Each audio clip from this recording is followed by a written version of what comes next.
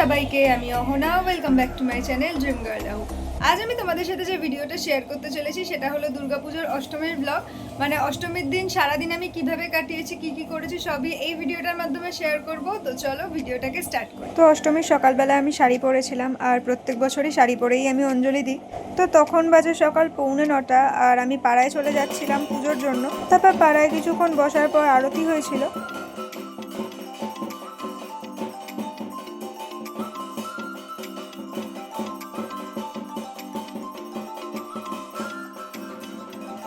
এরপর আরতি দেখে অঞ্জলি দিয়ে বেশ কিছুক্ষণ পাড়ায় বসেছিলাম। আর সেদিন এত বেশি গরম পড়েছিল যে কি বলবো। এর মাঝেই আমি বাড়ি গিয়ে কিছুক্ষণ ল্যাদও খেয়েছি, আর তারপর আবারও পাড়ায় চলে এসেছিলাম সন্ধি পুজোর জোগাড়ের জন্য।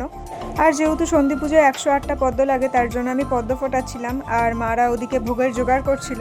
এরপর সমস্ত জোগাড়জাত হয়ে যাওয়ার পর আমরা একটু বাইরে বসেছিলাম। আর এরই মাঝে আমি বাড়ি থেকে শাড়িও খুলে এসেছি, কারণ প্রচুর গরম লাগছিল, শাড়ি পরে থাকা যাচ্ছিল না।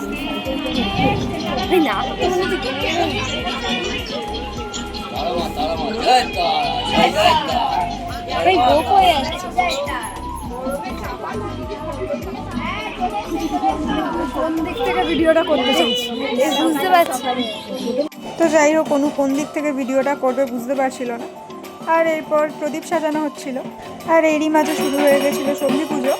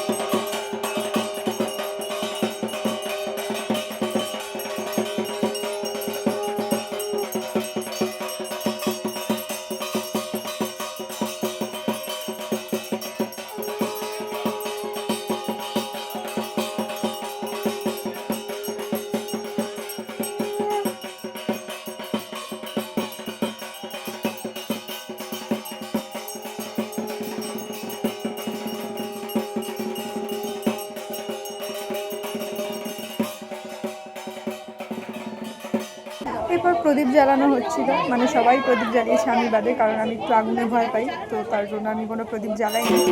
আর এরপর আখ আর চাল কুমড়ো বলি হয়েছিল।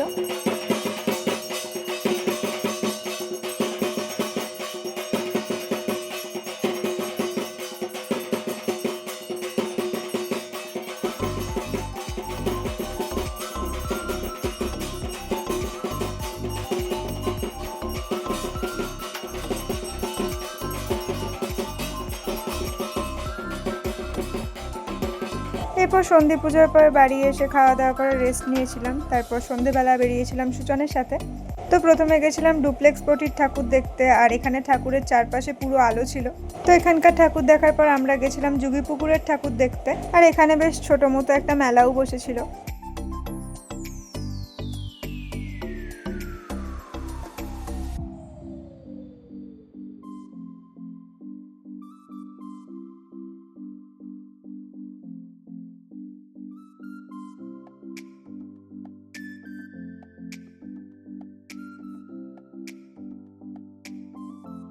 এরপর আমরা গেছিলাম চলন্তিকা ক্লাবের ঠাকুর দেখতে।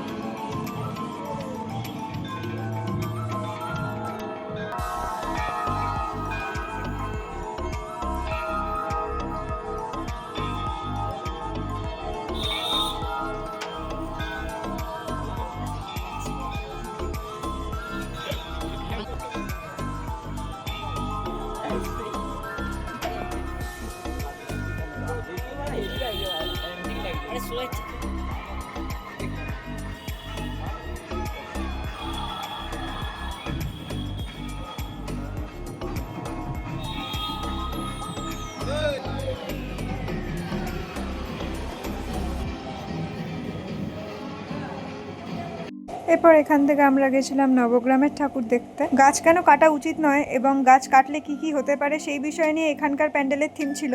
তো প্যান্ডেলের ভেতরে সুচন ঢোকেনি, আমি একাই ঢুকেছিলাম। আর এখানের ঠাকুরও কিন্তু খুব সুন্দর হয়েছিল।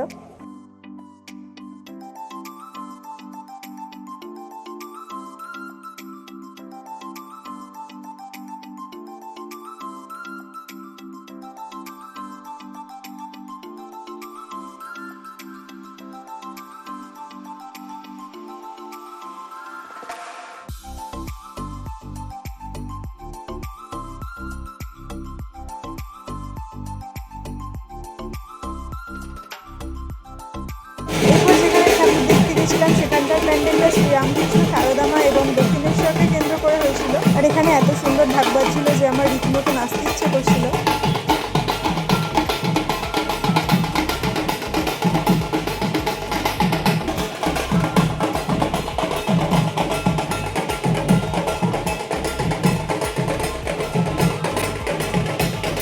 তো যাই হোক, এরপর আমরা প্যান্ডেলের ভেতরে ঢুকে গিয়েছিলাম ঠাকুর দেখার জন্য।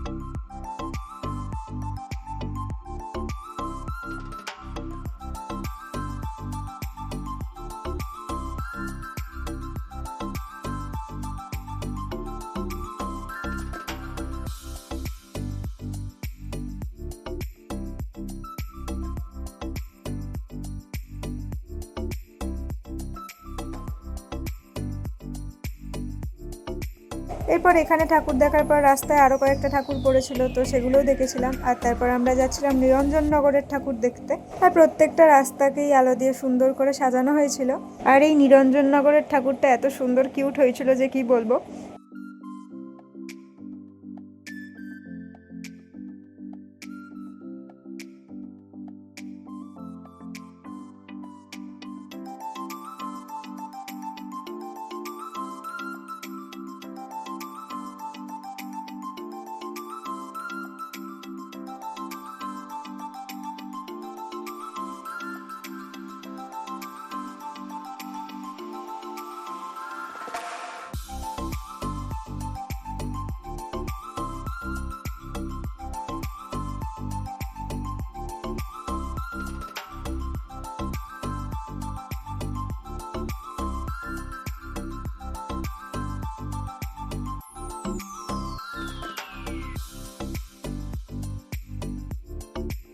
তারপর এখানকার ঠাকুর দেখে আমরা চলে গেছিলাম ধোসা খেতে।